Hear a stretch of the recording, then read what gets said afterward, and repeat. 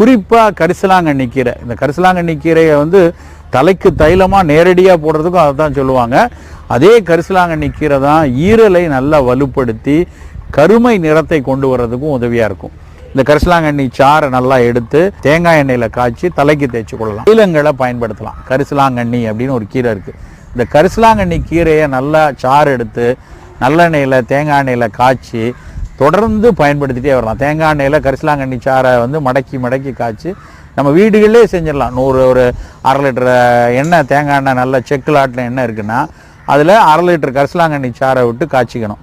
காய்ச்சி எடுத்த எண்ணெயில் திரும்ப 1/2 லிட்டர் கரிசலாங்கண்ணி சாறை விட்டு திரும்ப காய்ச்சிக்கணும்.